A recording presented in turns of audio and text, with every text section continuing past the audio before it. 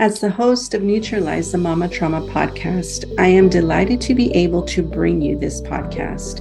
My name is Wendy Lopez, and I would like to introduce myself to you. I specialize in helping people overcome their emotional blocks through different techniques, through emotional empowerment coaching and compassionate healing light facilitation.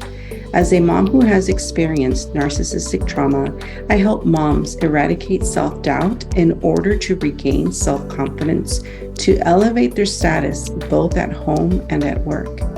In our podcast, we discuss people's struggles, triumphs, and failures.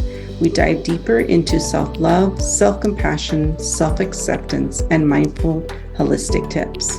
In every episode, I hope that you can take a golden nugget of advice and apply it to the journey of motherhood in order to raise your level of awareness.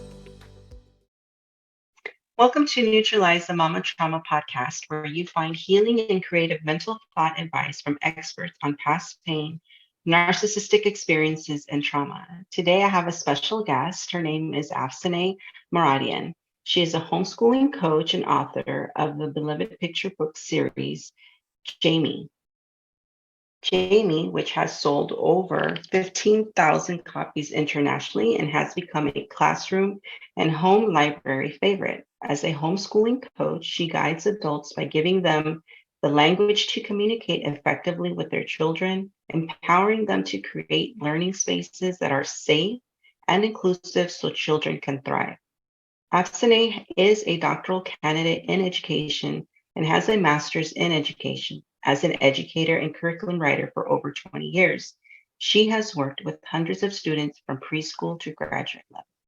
Afsaneh has led various teacher training workshops and has appeared on the Consciously Parenting podcast, Authority Magazine, Mamas at Work podcast, USLA Radio, Indigo Radio, and more. She enjoys homeschooling her unique child and lives in New York and Oaxaca, Mexico. Oh, I'm so excited to have you here.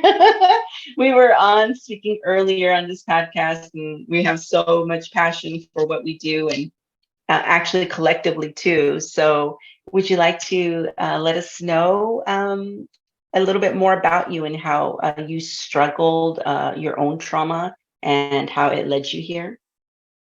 Yeah, sure. Thank you so much for having me, Wendy. I'm so happy and excited to be here with you today and with all of your listeners. My journey started when I needed to get a job after college, and I didn't know what to do, so I got a job at a Montessori preschool, and I really loved it. And then I thought, I should go into teaching. So I went and got my master's, and then started teaching in public school. And my first year was just a disaster. I don't think the kids stopped talking more than 10 minutes. I was placed in a very high needs school, a very high needs neighborhood. So every single one of my students was in trauma every day, just unbelievable stories that would make you cry that every single child was dealing with. And these were children. So I had to learn, I had to figure out, like baptism by fire, how I was going to reach and teach each individual and figure out what was going to work for them. And it really informed my life as an educator, because I didn't start out with this idea of one size fits all, of here's the curriculum and everyone should do it. I started out with this idea that children really are individuals. They have their own way of understanding, their own passions, their own strengths, their own, ways of experiencing the world. And that needs to be not just like accepted, but actually celebrated if you want to build on their confidence. So it was, I left the teaching experience with a mild case of PTSD. It's not like, we had high moments Right. and we had some difficult moments. It wasn't, Right. it was very Right. challenging, but I did have a lot of really fantastic experiences with my students. And I thought when I had my own child and we sent my child off to preschool, we didn't have that many options for preschools. So they were all academic preschools.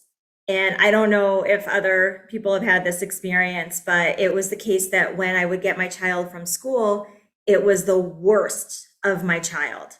It was a 3 year Oh. old who would not, listen to anything. If I said, take your shoes off, no. And just, it was awful. And I hated having to just deal with the worst behavior for the rest of the day. And I had to really think, what is going on? And I realized my child, this very young child, this 3 year old, was spending hours every day being told what to do and how to do it. And it took all of their energy to follow those directions and not really have a space aside from, lunch and then a little bit Mm-hmm. of free time, Mm-hmm. recess, right? Mm-hmm. There was no other time. So when they did crafts, paint this red, glue this here, do this now, write in your activity Mm-hmm. book, Mm-hmm. right? Write the letter E 16 times. If you're a 3 year old, that's like torture. But my child was a perfect student in preschool. So what it took for this kid to be, a quote unquote perfect Mm-hmm. student meant that as soon as school was over, they did not want to be told what to do or how to do at all. They could not handle any sort of, authority at all. And I really had to just decide, what do I want? Do I want this experience as a parent? Is this what do I want to be kicked and, screamed at and just fighting with Mm-hmm. my kid all of the time? Or do I need to pull them out and give them a different kind of education? So that's how we started homeschooling. So we started homeschooling when my child Oh, was okay. 4. Okay. And it was with a whole lot of baggage, which I know a lot of homeschooling parents have too, because there's some damage done at school that we have to deal with and undo, and that takes a certain amount of time to do that. And I thought, well, I'm a teacher, I can Mm-hmm. homeschool. And then I Mm-hmm. realized it's a totally different thing. It's a completely different thing because when you're teaching, you're managing a whole group of kids and there's a whole there's a whole social dynamic. So a lot of times the kids will do what you ask or they won't do what you ask because that's what everyone else is doing. And when there's no one Mm-hmm. else around and it's just you and your child, they have to really want to do it. They have to really feel able to do it, and Mm-hmm. it's not really the same kind of lesson planning as when you're preparing to teach a class. So I started Mm-hmm. homeschooling and I got the meltdowns, the refusal to do things, the screaming, the throwing pencils, and then it goes on. I mean, parents know that it goes from, saying no to then, physical aggression, power struggles, slamming doors, all kinds of Mm-hmm. misery very, very quickly. And then I had to stop and figure out, okay, this is, I can't, this is my child's education. Am I right to homeschool? Am I the right person to do this? Are they learning Mm-hmm. enough? Like, am I messing them up? Should I even, be doing this? Mm-hmm. And I had to just stop and think back to everything I knew about teaching, about child development, every single thing I knew. And then I had to really think about who my child Wow. is as an individual. And that's when things began to get better. And so that's when after a few years of really figuring out how to make it better, I realized, I really need to be coaching because there are so many other moms out there who don't have that unique teaching experience that Mm-hmm. was fortunate to have, who are just trying to figure this out on their own. And it's really hard to go day after day after day with your child struggling and then just like getting really upset and having meltdowns and having to Mm-hmm. deal with that. It's exhausting and I know how awful Mm-hmm. it feels. So that's kind Yes. of how my journey took shape to become a homeschooling coach. Wow, that's so amazing. And like you said, and we were even speaking about before getting on the podcast, how, me as my experience as a mother with my two boys, who did the public school system, and then my little one now who actually we put him in private school so we could pay for his education, and we still felt he wasn't having his needs met. And then pulling him out and doing homeschooling, he's actually flourishing like with his reading and math. Yeah. Yeah, I think it makes a really big difference when kids get to feel like it's okay to be who they are, and maybe they're not reading as fast or writing as much, or without that pressure of grade level. You're this age, you're this grade level, therefore you must be able to do these things in this way. And a lot of how that became developed in the public school system was not based on development, it was based on the standardized tests that are given at the end of the year. Mm, So the whole shift towards academic preschool, that they're supposed to read in kindergarten, that was not the case, 30, 40 years ago. Kids were learning to read in first grade. So for homeschooling parents, we feel so much pressure because everyone asks, are they reading? Are they yes. writing? Yeah. Do they know their can they did they memorize their multiplication table yet? And Yeah. we then feel this pressure, or we just put it on ourselves. I know I do too, Hmm. even though I know about Hmm. development. My child did not want to read. They wanted me to read to them. And my child didn't become an avid reader until, 7, 8 years of age. And it's Hmm. really this Hmm. year that my child, as a 10-year-old, will grab a 300-page book and devour it. And that's okay because Hmm. development is different for everyone, and it's not a straight line.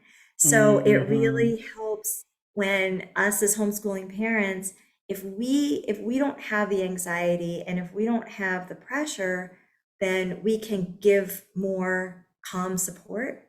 But it's really Hmm. hard to have that if you're not sure how to help your child develop those skills along the way.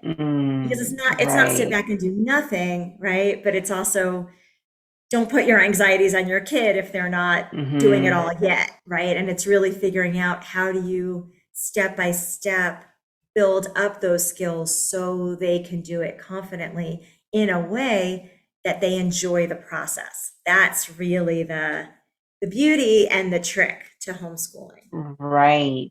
And what would you, with your experience, suggest? Because you spoke about societal pressure, but then when we have that anxiety as a mom, and this is the reason why I love having my podcast, because I have people like you coming in and sharing your expert advice. But moms that are listening are probably already going through their own certain trauma, whether it's emotional, physical, and on top of this, we have children. And what would you suggest, like if they're having issues with their child at school, having to deal with their own issues as well, but to lessen some anxiety where, moms don't take it all themselves and they might feel guilty that they're comparing themselves to other moms. Well, I think it's easier to talk about it in a homeschooling context, because in a Hmm. schooling context, we don't decide what's going on. We don't decide what the kids are learning and how they learn. And in a lot of cases, the teacher isn't even deciding that. The Hmm. district has purchased the program, the curriculum, right? And so that's really a tough thing. I think when it comes, moms then are responsible for your child's behavior in the classroom or getting that homework done. And I think that the more communication, the more you go for communication over punishment, the better. Mm, So if a okay. child doesn't want to do their homework, asking, well, why not? Can I help you? Do you need help? Can we look at this together?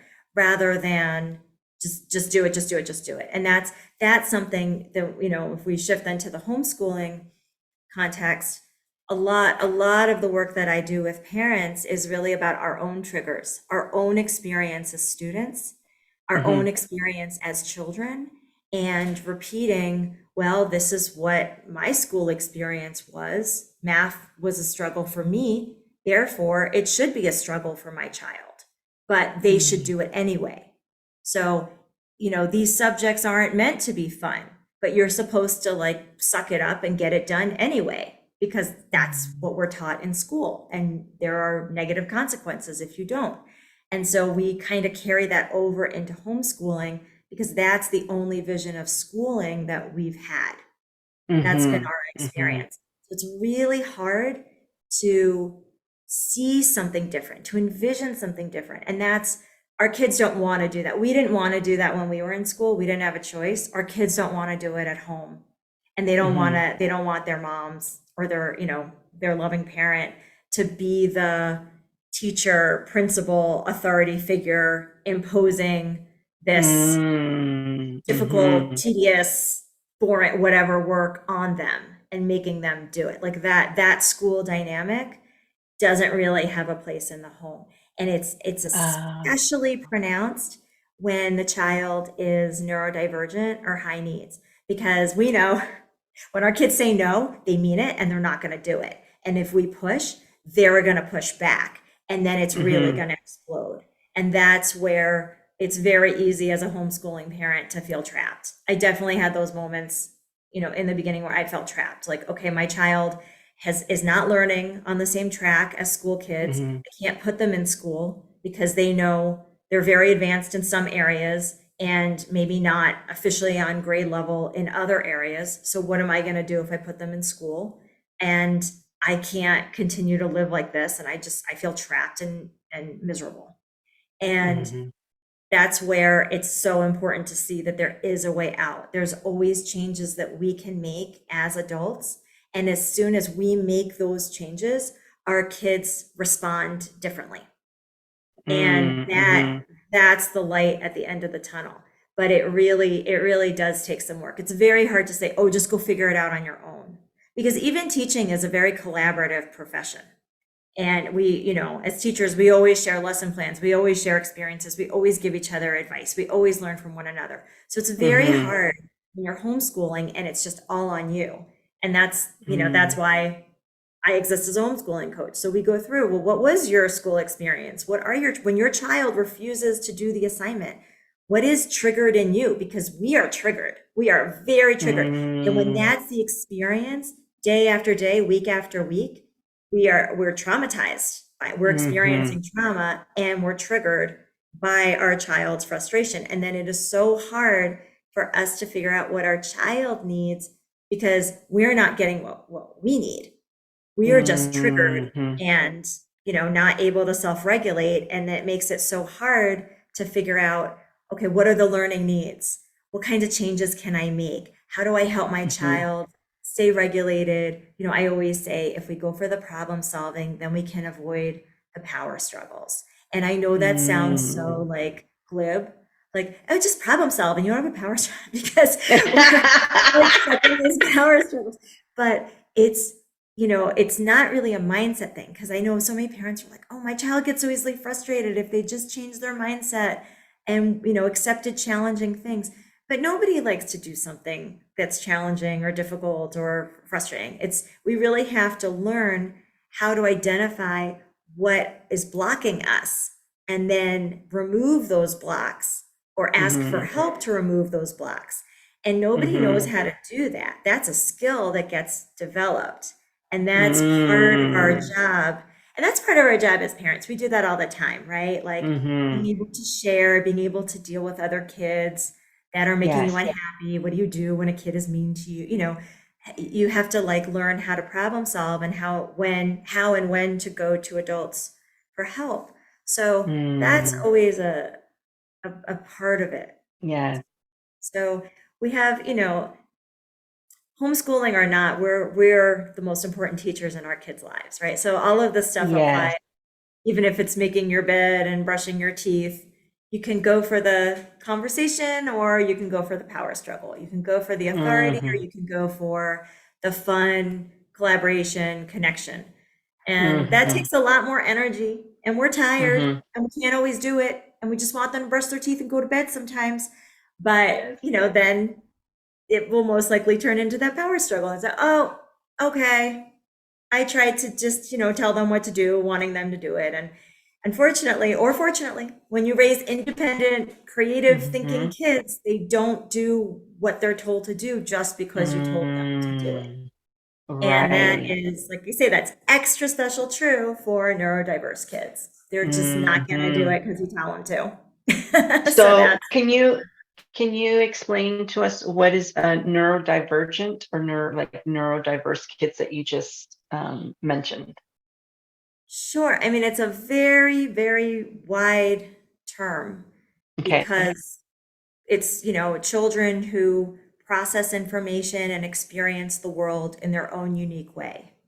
So, in Oh. terms of specific diagnoses, that's, autism spectrum disorder, sensory processing disorder, ADHD, oppositional defiance Mm, disorder, which is really, ODD really comes along with another diagnosis. It's not that common that a mhm, child only has oppositional defiance disorder. Anxiety also creates a totally different way of experiencing the world when a child suffers from anxiety. And all of these things are different. It's just different than what no. we have. So Yeah. even, if I have my own ADHD, my child has sensory processing issues. I can't understand exactly why my child is so upset. All I can do is validate it, is understand this thing feels awful and my child Mm, can't touch it anymore. So I'm either, like we mm, had an experience where the paper was too soft one day. And for me, it's like, what? But you touch paper every day. How can the paper be mhm, too soft today? You must be trying to get out of that assignment.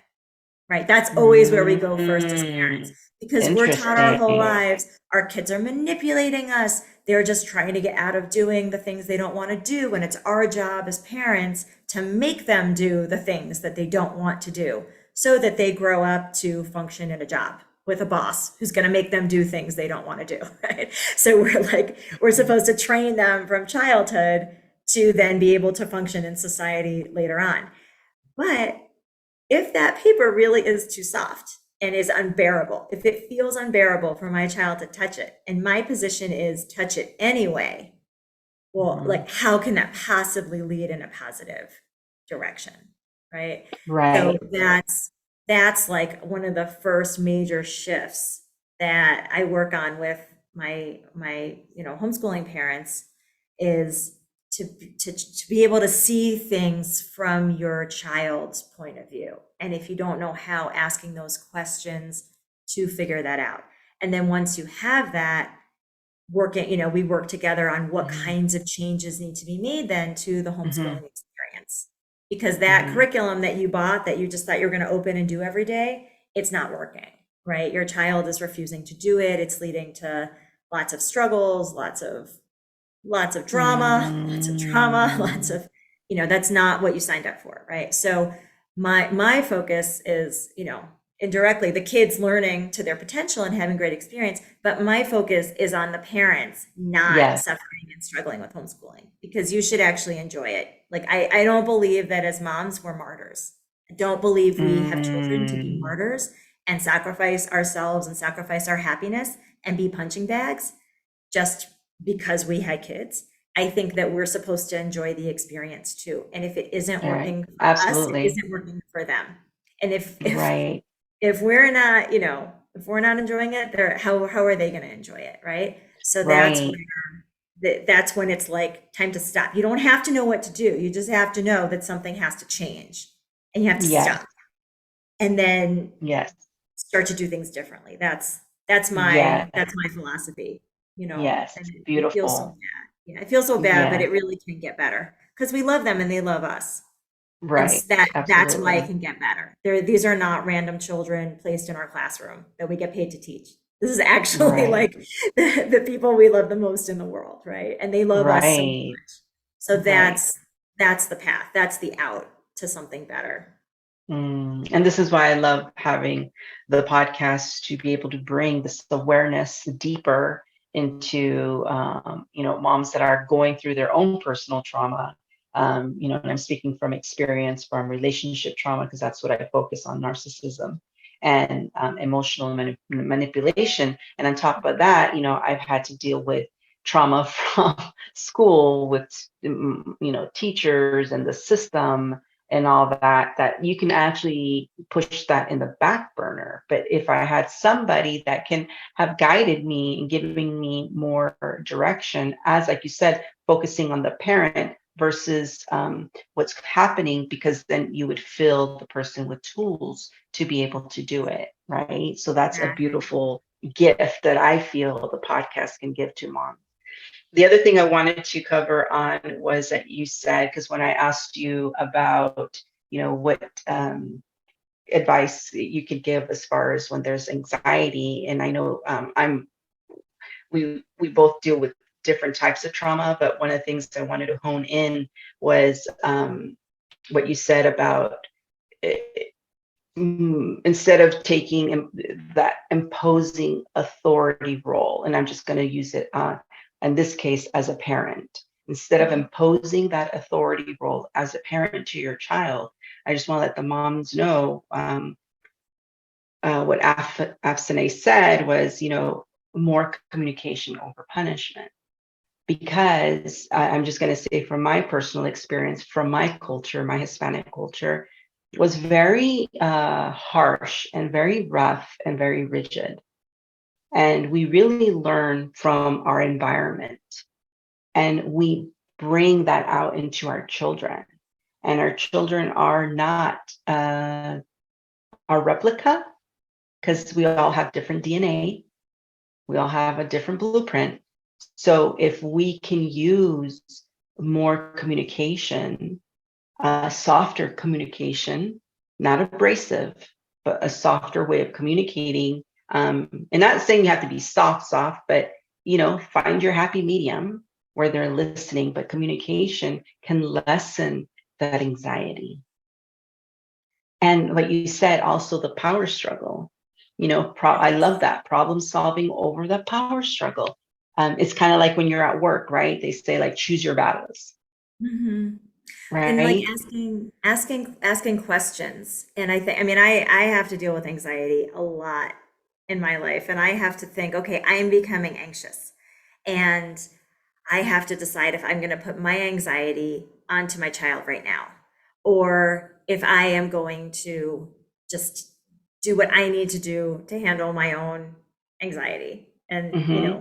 if it's, with my, Exactly. I mean, everyone has their own strategies for dealing with it. I live on matcha lattes. It's my joy right now. Yeah, So that's your thing. let me get my caffeine and calm down. I think I'm Yeah. self-medicating with matcha caffeine. But so just it's okay to like take, walk away, and then to really begin to think about what is creating that anxiety, because I feel very strongly that when our kids resist, they are establishing a boundary. When we feel anxious about something, it's a very healthy response to a problem. And so we can Mm-hmm. treat the anxiety, but I think it's really worth thinking through, well, what are you anxious about? And then that can lead to what changes need to be made. So Mm-hmm. if you're so anxious because your child doesn't know those letter sounds, and they're 6 years old and they don't know their letter sounds, how are they ever Mm-hmm. gonna? Okay, so then if once you can calm down, you can think, okay, I need to call Afsaneh and get some Mm-hmm. advice, right? Because that's what Yes, I'm here. right. Or I need to look up different strategies to teach letter sounds, or I need to try a different approach. So that anxiety, complain, I love complaint. Complaining is the healthiest thing in the world. You start out complaining, and then you figure out what you're complaining about, and then you end up leaving jobs, leaving relationships. That's how life improves. So right Mhm. now, it feels so awful. It feels like such a struggle. But if you can, take a step back and, talk to me or talk to someone to really figure out what is behind that. What are the Mhm. thoughts that are making it so awful? Then you have a Mhm. chance to get there. And Mhm. it's really tough. We are only really working with what we've experienced. And, Mhm. in my case, I came out of my house just well, I wasn't even when I came out by the time I was 5 years old, I was like, I am not going to parent like this. These people have no idea what they're doing. I am Mm. absolutely going to do this differently. And I just always, I don't know why, I always Wow. watched my friends' parents, and I thought, oh, there's a different way of doing it, because I knew that what my That's parents, so interesting. You had that at such a young age. well, yeah, we have some narcissism in my family, and it's really As tough being a child in that environment where your needs are not considered, where the Mhm. adults do not give a second thought to how what they're saying or doing is affecting you. Mhm. and they're not that concerned when it upsets you. So it is really tough to grow up in that environment. And I think you either kind of shut down or learn to do that to other people, or in my case, you become acutely aware of not wanting to hurt other people to a fault. You know, I made a lot of mistakes in my life not wanting to hurt people. I caused them more pain because I wasn't direct and on it, right? So we are all on a Interesting. journey Yes, of absolutely. self-awareness, right? And we're just trying to do the best by our kids. And if they're happy, it's all going well. If it's a struggle, it's really up to us to figure out what changes need to be made for them Yes, to do better. absolutely. Absolutely. Thank you so much. Well, we can be here for hours. I feel we can talk forever. So, before we leave, is there anything you want to share with the moms, like something that they can apply, a tip that they can leave with? Because I always like them to have a little nugget that they can take with it. It could help them improve in one way or another. Sure. So believe it or not, whatever you think is the reason your child is refusing to do something, it may not be the real reason. So before Mhm. reacting, it's really good to ask questions. So if they say, no, I'm not going to do math, rather than assume that you know why they're not going to do it, ask some questions, because there might be, I would bet that there's a Mm, very good reason why your child is saying they can't do that thing. And then there's a way to get in there and make some changes and help them, hopefully, or mm, otherwise you've got to make some bigger changes and talk to the teacher or whatever. mm, So not making assumptions is a really, really, really awesome parenting tip. Don't make assumptions mm, about what is causing the behavior. Ask the questions, get into the conversation to really, really get out of your child what is causing that mm. behavior. And that you'll be very Yes, surprised. Very surprised. yes. Oh, that's beautiful. So don't make assumptions, ask questions. So then that'll lead into more of either, you're able to take care of it and help them, or like you said, or something that involves the school. But it'll allow you to go deeper with your child versus when we make assumptions, it kind of just ends there in a struggle, right? Right. Yeah. Exactly. Oh, lovely. Okay, well, I'm going to put all of your information where the moms can find you in your social media platforms and how they can follow you and become a follower for you as well.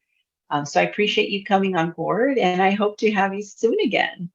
Oh, I would love that. Thank you. And I have free consultation calls if people need some, Mm, immediate feedback, immediate help. Feel free to schedule one on my website. beautiful. Okay. Yeah.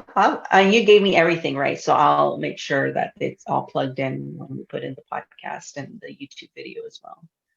Thank you for taking the time to listen to Neutralize the Mama Trauma podcast.